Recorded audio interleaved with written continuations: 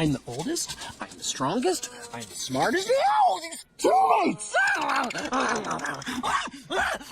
I could be a leader if she'd just give me a chance. I could be a leader if she'd just give me a chance. These desperate words reveal everything about Nuka, the skinny, neurotic lion from The Lion King 2. But what if I told you his story is far more heartbreaking than you realized? Nuka wasn't just Zira's neglected son.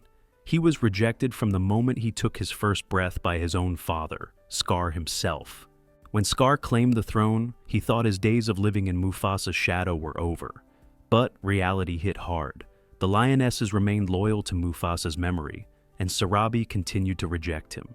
A king needs an heir, but no lioness in the Pride Lands would have him. Desperate, Scar ventured beyond the Pride Lands and found Zira, a fierce lioness who saw something in Scar that others couldn't. While everyone else saw a tyrant, Zira saw a misunderstood ruler. Scar recognized her blind devotion and exploited it. He didn't love her, he simply needed her for an heir. When Nuka was born, Scar's excitement quickly turned to disgust. The cub was small, scrawny, and sickly. Everything a future king shouldn't be. Instead of bringing Zira and Nuka to Pride Rock, Scar banished them to the Outlands, claiming it was for their protection. The lionesses wouldn't accept you, he would tell Zira. She believed every word, even taking pride in the hyenas Scar sent daily to check on them, never realizing they were just keeping them at a distance. Even as a young cub, Nuka saw through the lies. He felt his father's rejection deeply, but instead of giving up, it only made him try harder. Every day Nuka would practice sneering like Scar, mimicking his mannerisms, trying desperately to become the son his father wanted. But that recognition never came. Life in the Outlands was brutal. The scorching sun, scarce water, and limited food made survival a daily struggle. The hyenas would taunt and torment Nuka, knowing he was too weak to fight back. From the borders, he would sometimes glimpse Pride Land cubs, healthy, strong, and carefree, everything he wasn't allowed to be. Just when Nuka thought things couldn't get worse, Zira gave birth to Vitani.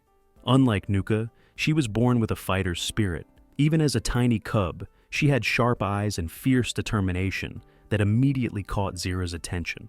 While Nuka had to beg for scraps of affection, Vitani received it freely. But the true breaking point came with Kovu's birth. One look at the dark-furred cub, and Scar made a decision that would shatter Nuka's spirit. Kovu would be his chosen heir. Not Nuka, his firstborn, not even Vitani with her warrior spirit. Kovu, a cub who wasn't even Scar's biological son. The chosen one, Nuka would mutter bitterly, watching as Kovu received the training, attention, and love that had always been denied to him. The other lionesses stopped taking Nuka seriously. He became the forgotten prince who would never be king.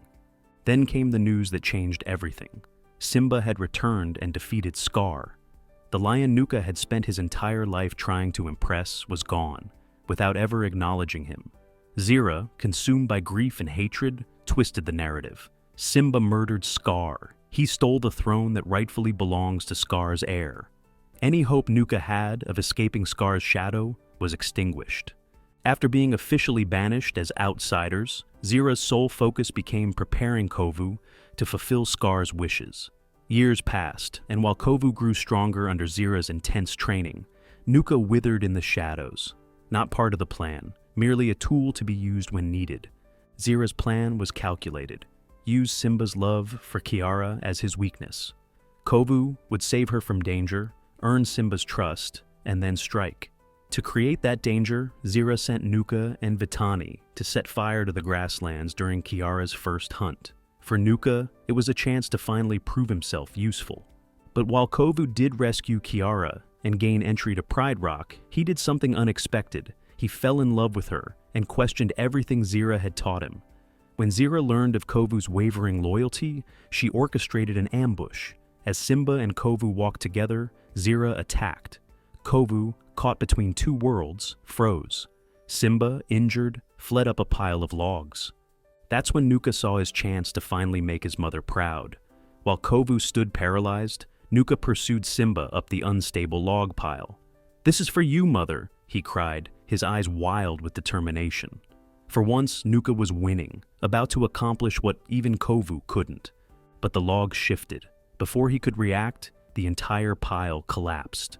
As the dust settled, Zira rushed to her son, genuine fear in her eyes for perhaps the first time. "I'm sorry, Mother," Nuka gasped, his final words revealing that even in death, his only concern was disappointing Zira once again. "I tried." Zira's grief quickly turned to rage. She blamed Kovu for Nuka's death, slashing his face and leaving him with a scar ironically similar to Scar's own. But Kovu had seen the truth, that Zira's path led only to destruction, and fled to join Simba's pride. In the end, Nuka's death became the catalyst for the final confrontation. As the two prides faced off, Kovu and Kiara convinced the lions they didn't have to fight. One by one, Zira's followers saw the truth and crossed to Simba's side. Only Zira, consumed by hatred, refused, a decision that led to her death. After peace was established, Vitani and Kovu found a home in the Pride Lands, the home Nuka had dreamed of his entire life but never experienced. Sometimes, Kovu would wonder what might have been if Nuka had lived to see it. Would he finally have found the acceptance he craved? Or was he, like Zira, too damaged by years of rejection to ever find peace? Nuka's tragic story reminds us that sometimes the greatest wounds come from those who are supposed to love us.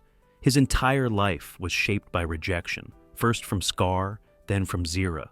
All he ever wanted was to be seen, to be valued, to be loved, and he died still reaching for that impossible dream. So, the next time you watch The Lion King 2, look closer at Nuka.